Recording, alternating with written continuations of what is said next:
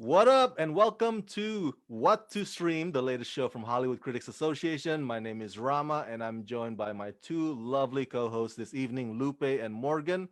And it's another new episode, and we are going to share with you our recommendations and our opinions about the movies and television shows that you should check out on various streaming services.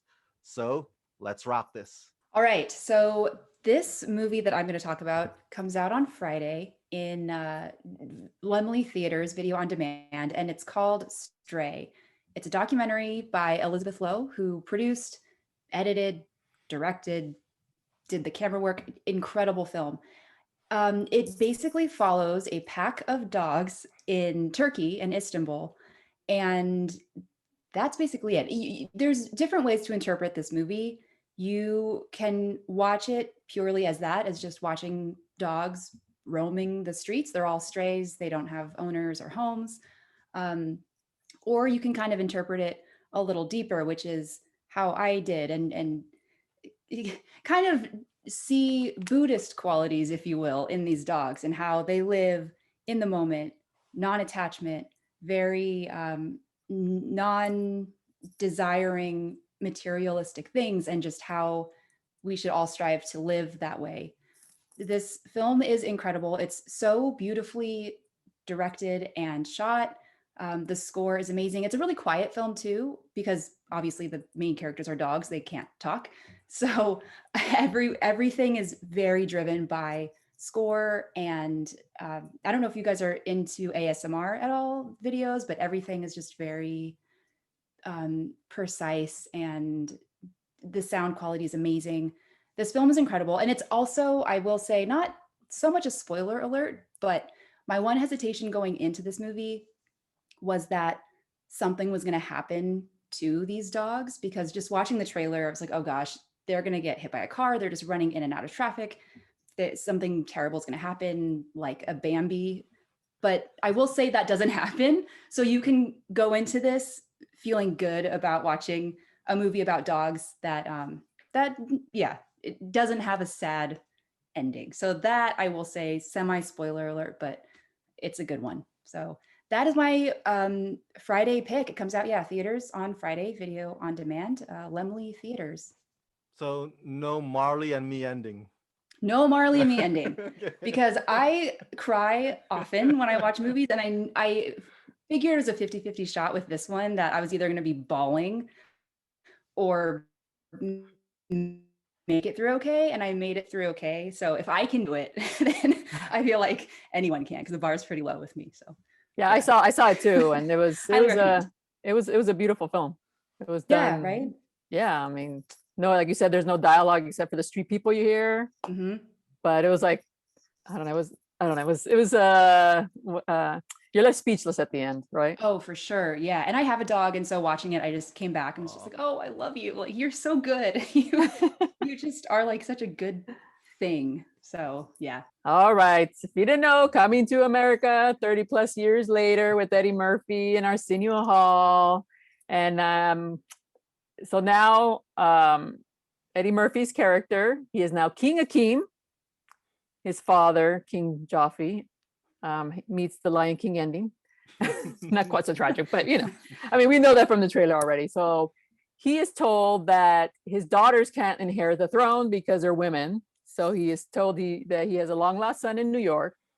So he goes out to find his long lost son, whose mom is played by Leslie Jones. And we know she's really hilarious. And I'm glad to report it is a fun movie. It's within the spirit of the original. Instead of staying in New York, though, they go back to Zamunda, because we didn't get to explore that world after the first one. So now we get to explore it. And of course, we really wanted to see that world. I mean, I know, speaking personally, when I saw that movie, I was like, I want to know more about Zamunda, because you don't see African Americans or just Africans in general portrayed in such a way. So when Black Panther came along, and we have that fictional world, you want to go back to this. It's nothing like Black Panther world, obviously, but it's very lush, and it's very, elaborate, and it's a nice place. And the good thing about this movie is it doesn't repeat the same jokes. So basically, Arsenio and Eddie Murphy were the fish out of the water in the first one, right? In this one, when they bring back the kid who's played by Jermaine Fowler and his mom and his uncle, they're the kind of the fish out of the water. And we get to see King Akeem and how he lives. And there are a lot of jokes. And Wesley Snipes steals the show for sure. I mean, just from the trailer, I'm sure you can figure out that he's the one he plays an African, like a tribal leader, and he's just hilarious. And he does it with comedy. He's not the villain. Well, I guess he is the villain, because if King Akeem doesn't find the proper son, or the son to take the throne, then this guy is threatening to take the throne if this person doesn't marry his daughter. So, it's a lot of common themes in there. So I'm happy to report it's very funny. It's in the tradition of the original. And what I really liked about it is that since he has daughters, he's got 3 daughters. He didn't have a male heir with his wife, who he met in the first movie. And they want to be in charge of the kingdom. So you have that modern thread about women wanting to be in power, and that old school thought that they can't be in power. So you have that dynamic. And the person who wrote the script is the Blackish co-creator, Kenya Barris. So you can see a lot of influence there with Blackish. So that's why I think it's kind of it was very satisfying, because there was substance to it. It wasn't just like this quick money grab sequel, where you're going to repeat all the same formula. So I think that's why it really worked. And Eddie Murphy is very generous with all his co-stars. They all shine. Tracy Morgan's funny, like I said. Wesley Snipes, Leslie Jones is absolutely hilarious. I think this is one of her best roles in movies, from what I've seen. Nice. Yeah. So, He has a stacked cast. yeah, that's a great cast, and it goes really fast. So I actually had fun. I was kind of sad when it ended, because I was having fun in that kingdom, because we haven't visited anything like that on film before. I mean, like I said, the closest thing is maybe Black Panther, Wakanda. But Wakanda is very like sci-fi, very fictional. This one's a little more grounded and funny. And everybody just brings the laughs. It's not just 1 or 2 people, it's just everybody. It's just really well-rounded script. I mean, it's not the greatest film of all time, but I think you'll have a good time with it. Yeah, And I saw that too. Yeah. And Did you like it? Wesley Snipes was hilarious. And he has this silly little army. Yeah.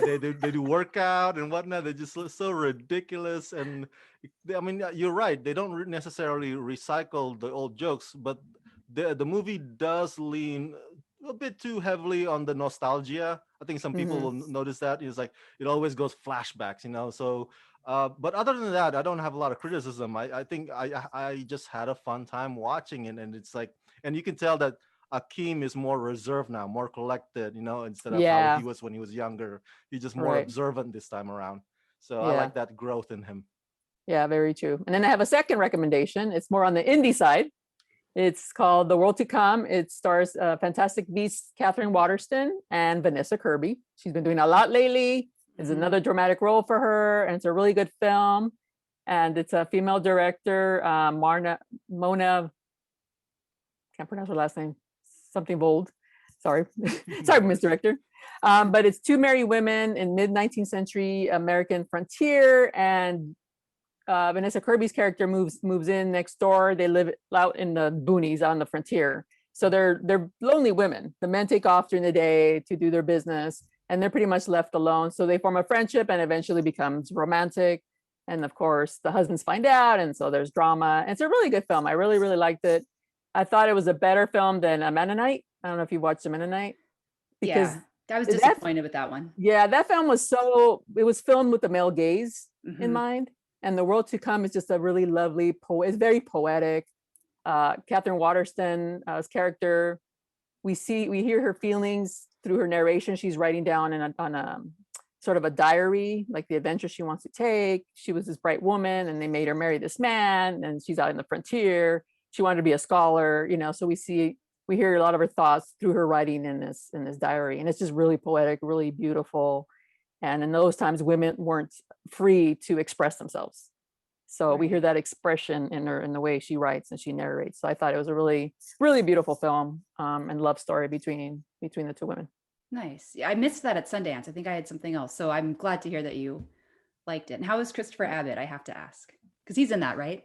Yeah, he's good. He's very good. So is Casey Affleck. You don't know which, and that's what I liked about the characters, that you didn't know which way they would go. I mean, she always talked about the cruelty of that Christopher Abbott's character, but you Mhm. never really see it, so you don't know if she's you don't know the real Mm. story. So you're waiting for it to happen. Like, well, we haven't seen the cruelty. Let's see it. So it's Right. not everything's as plain as they. So you have to kind of go through the story to figure out, like, is she telling the truth, or she's just trying to seduce this other young, more this more innocent housewife. But it's Yeah. not. I mean, it's not in that fashion. But it's just they tell each other about how lonely they feel, even though they're married. They feel lonely. So a lot of that I think will resonate with people, because even though you're married, you can still feel lonely. Yep. So a lot of heavy themes in there. So that's the opposite of Coming to America.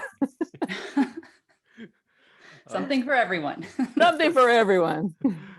All right. So my new release for this Friday is Raya and the Last Dragon. I know this has been discussed on another segment of HCA, but I want to give it from my point of view, being a Southeast Asian, since this is uh, the first Disney movie about my culture, and it's a fictional region, of course, but it's inspired by Laos, Myanmar, the Philippines, and Indonesia, and so that part of the world. And it's available to stream on Disney Plus, specifically Premier Access. So if you are subscribers, you got to pay another $30 to get access to Raya and the Last Dragon. I love this movie. It's breathtaking, it's spectacular, the animation is exquisite, the story is deeply moving and full of adventure. This girl named Raya, who has to find the last dragon to help her heal the land from or against this evil force that turned everybody into stone.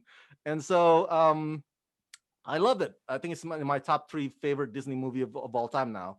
I never thought that I'd live to see the day that Disney would make a movie featuring characters that look like me. So, and they did that, and they got it down pat, from how the sword looks and all the way to the martial arts styles. They got it down pat, and they did their research just right. And I'll just end on this. A lot of my fellow Southeast Asians are upset because 80% of the voice cast in this film are East Asians. But I personally think they did a terrific job. 20, 30 years ago, something like this were never even imagined. So yes, it is a missed opportunity that Disney did not cast more Southeast Asian actors for the voice roles. Disney did a big scout for Mulan, right? You've heard of that. They did a big scout for Ohana, but they did not do the same for Raya. So it is kind of disheartening. But Kelly Marie Tran is Vietnamese descent, and that's Southeast Asian. So I see her as representing, the rest of us from that region. And one Disney movie is not going to be the be all end all arbiter of Southeast Asian culture. So this is still progress, and I say take the win.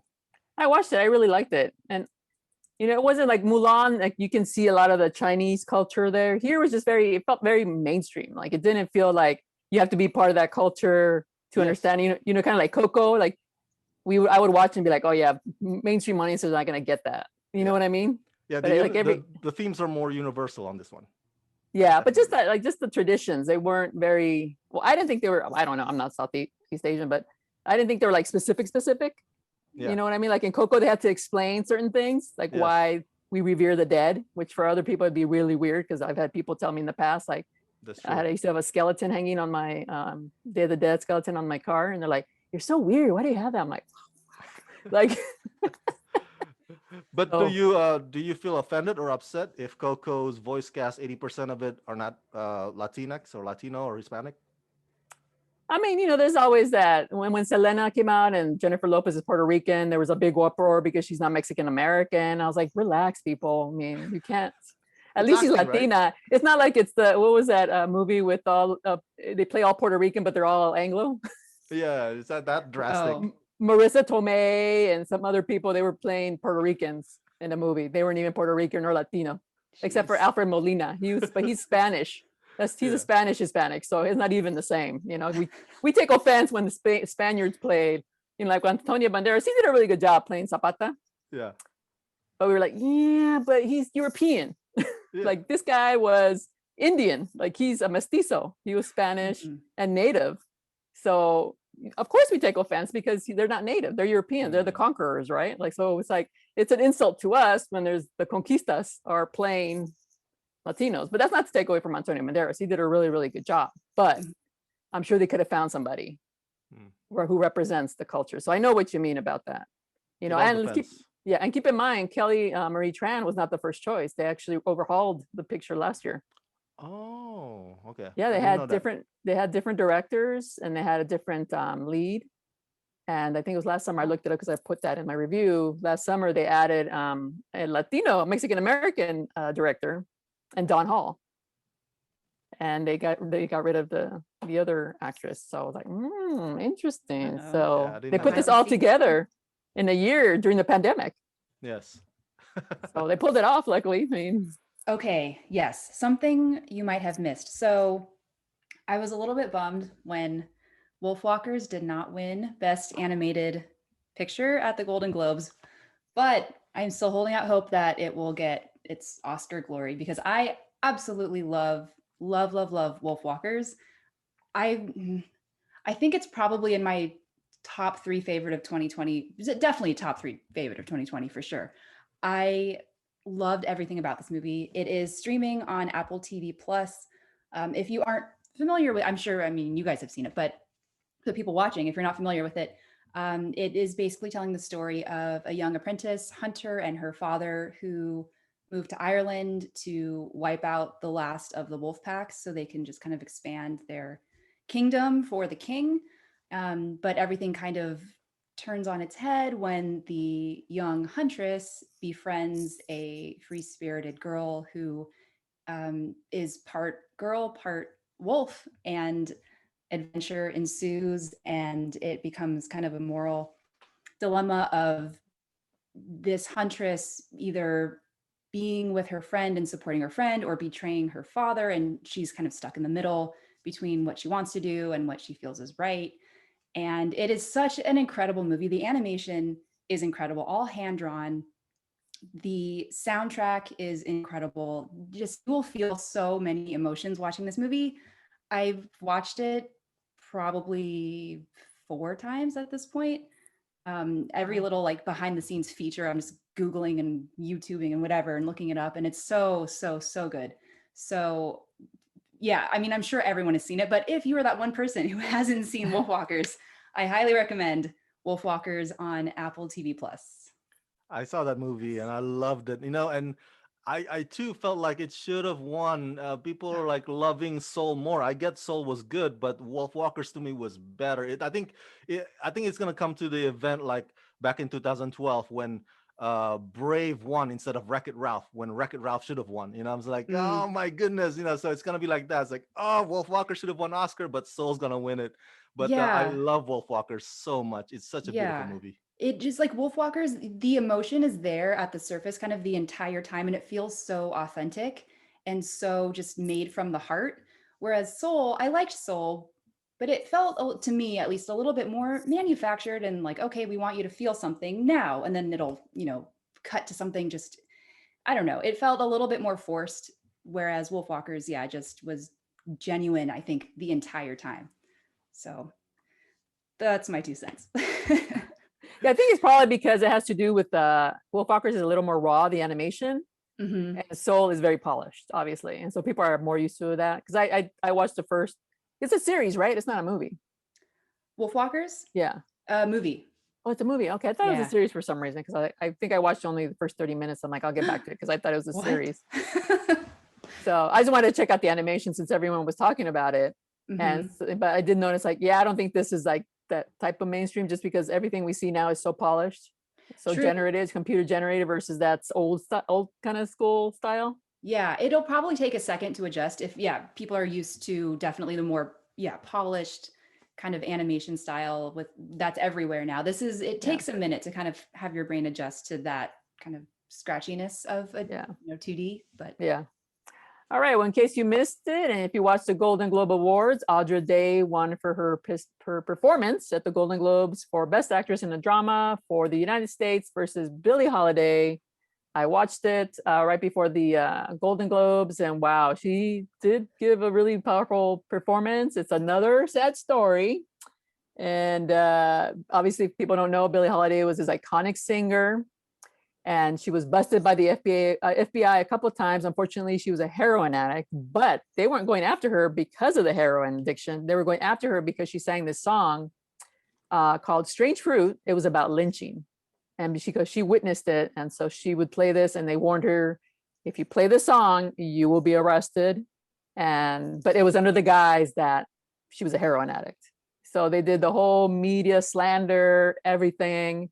She went to jail for a while and came out, and she really struggled to go straight, but she'd always get pulled back. And the men in her life were also antagonists, from beating her to stealing her money. I mean, it was just a really sad story. I mean, she really had no, I mean, her voice was her powerhouse, but she really had no control over her life because people kept just using her and abusing her. And that was on both sides. The people in her life, her husband, the actual FBI agents who busted her. He was sort of an informant, but I guess I didn't even know the FBI had a department with African Americans. So they would infiltrate Black Americans groups, like in Black Panther, Judas and the Black Messiah, but that guy wasn't a criminal who was recruited. But yeah, they had a department, all African American agents, but they were kept in the basement. I mean, it's just so sad. And the guy who busted her once that one time, he's trying to feel remorse over it. Like, his mom said, like, why are you doing that to our own people? And so he felt remorse. So he's trying to make amends. And I think it's told through both of their story. So you can, because at first you're like, oh, what an ass that this guy is turning over this woman for no good reason other than this song. They didn't want to create, they didn't want the African Americans to rise against the government. So it's a really sad story. And this comes in the long lines of, I think it's my fourth movie about the FBI and how they treated iconic African Americans like Martin Luther King. There's an MLK documentary, how the FBI, everyone knows the story. They tapped his phone. They called his wife to tell him her husband was having an affair. I mean, just horror things. And then there's the other one, Judas and the Black Messiah.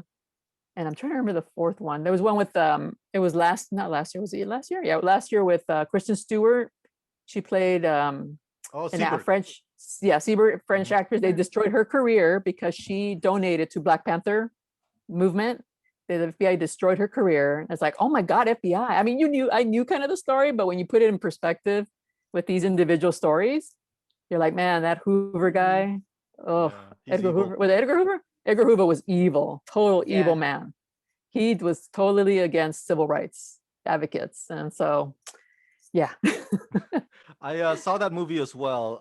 And another angle that I look at United States versus Billie Holiday is that this is one movie that kind of advocates for the decriminalization of drugs, because a lot of times she says, like, help me, I need help.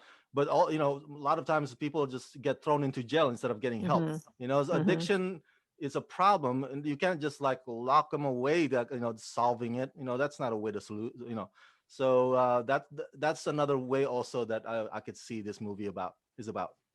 Yeah, and who knew heroin was such a thing back then? I thought it was more of a modern issue, but it's not. I mean, I didn't know. It was just, I was in the dark, because you hear about the drug, like the rise of drugs, at least here in LA, in South Central, like in the 70s. That's when it became a really huge problem. But to know that it was going on even back then, you learn a lot of things from watching all these movies, some bad and some good. All right, so something that you may have missed for my list, real quick, is Servant Season 2 on Apple TV Plus. I love this show. If you haven't seen Season 2, go check out Season 1 and then go Season 2, because this is a mystery psychological thriller with twists and turns and surprises. There's only so much I can say about it here, but it's just so good. It's produced by M. Night Shyamalan, and they advertise it as some sort of a scary thriller, but it's not really scary. It's more like a thriller / comedy, because of the dynamic between Toby Kebbell and Rupert Grint, kind of like the odd couple dynamic, kind of like Felix and Oscar. So the story is about a Philadelphia couple mourning after a tragedy, and they open their door to a mysterious nanny slash maid played by Neil Tiger Free. At times, you don't know where the story might take you, but it's just dark and weird and occasionally absurd. But you can't get enough of the characters, and they just keep pulling you in with each passing episode with their antics. This is one of those shows that kind of leaves you with more questions than answers. So that can get a little frustrating at times. But I don't know. I feel so drawn to them. I can't help it, to follow the character's journey because they just capture your curiosity, and you never know what they're gonna do next, and you can't let go. Season 1 and season 2 are both now streaming on Apple TV Plus, which is a great streaming service, by the way. It doesn't get enough credit. People always talk about Netflix or Hulu or Disney Plus, but give Apple TV Plus a chance, people. You're gonna love Ted Lasso. You're gonna love Servant. You're gonna love Oh Wolf yeah. Walkers. This is a great Yes. platform. Now for Servant, does it is it the same? So it's the story continues from season 1, because I thought I saw Yes. like a whole set of actors, new actors. So I'm like, wait a minute, is it connected or is it like a anthology series? It connects. It's connects, it's okay. not an anthology, but you are correct that there are new faces, and I kind of disagree with some of the decisions or creative choices of leaving out some of the characters from the previous season. They're just like, Mm. oh, where are they now? So, but the story, I guess, got to move forward. Yes. Okay. So I don't know if you guys remember, my last week's personal recommendation was this movie called Tripping with Niels Fromm, about the German composer producer. So this week I want to talk about the movie that I first heard his score in, which kind of led me to fall in love with him. And this is this film called Victoria, which is streaming on Criterion right now. And this movie is incredible. It is just over 2 hours long, and it is completely a one take. No gimmicks, no weird kind of editing, no 1917 tricks. It is purely a one take film. And it tells the story of a young woman, a young Spanish woman who recently moves to Berlin, and she goes to this nightclub and flirts with the local guys and kind of gets wrapped up in their friend group. Turns out they're not the uh, most PC of people, and they are criminals, like a group of criminals. And she kind of gets wrapped up in their night of crime. And this film just goes all over Berlin. It's pretty much, it plays out like a play. It's, yeah, no cuts, no edits, essentially. It's nonstop Berlin kind of club house music, but also juxtaposed with this beautiful score from Niels Fromm. And it's very much like an adrenaline, heart racing type of movie. And I just think it's incredible. I think when it first came out, it was very under the radar, in my opinion, which I didn't know why it wasn't getting more attention for being such a cinematic feat, for truly being a 2 hour long one take movie, which is very impressive. And yeah, so that's one that I highly recommend, a personal favorite of mine, and that is streaming now on Criterion. Yeah. All right. So I forgot to mention United States versus Billie Holidays on Hulu. So you check it out there. All right. So my recommendation, Taxi Driver, is on Netflix, guys. I think I'm going to revisit it. I haven't revisited it. So if people who don't know, if I want to get into movies and classic films, Taxi Driver is the ticket. It's Martin Scorsese's film. It stars a young, lanky Robert De Niro. Jodie Foster, very young. I think this was her first. No, she actually did commercials. She was younger than that, but this is, I think, her first feature film where she broke out. And also Sybil Shepherd. And basically, Robert De Niro is this unstable veteran, and he's a taxi driver, hence the name of the movie.